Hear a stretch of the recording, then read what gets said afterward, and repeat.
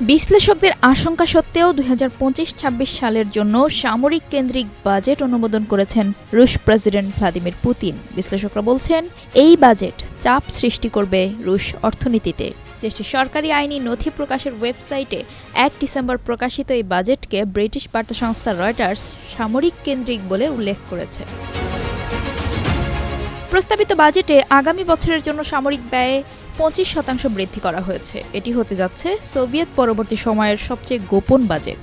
জনসাধারণের কাছ থেকে গোপন রাখা হবে এই বাজেটের প্রায় 1/3 খরচের তথ্য। রুশ সরকার স্বীকার করেছে, বাজেটের শীর্ষ অগ্রাধিকার হিসেবে থাকবে ইউক্রেনে মস্কোর তথাকথিত বিশেষ সামরিক অভিযান এবং সামরিক বাহিনীর প্রয়োজনীয়তা। তবে গুরুত্ব দেওয়া হবে সামাজিক চাহিদা পূরণ এবং প্রযুক্তিগত উন্নয়নেও।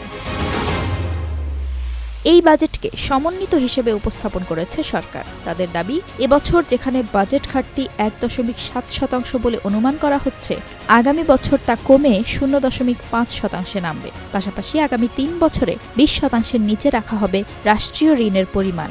বিশ্লেষকদের ধারণা, সামরিক কেন্দ্রিক এই বাজেট চাপ তৈরি করতে পারে রাশিয়ার অর্থনীতিতে। তবে ইউক্রেন সংঘাতকে সামনে রেখে নিজেদের সামরিক সক্ষমতা বাড়ানোর প্রচেষ্টা চালিয়ে যাচ্ছে মস্কো।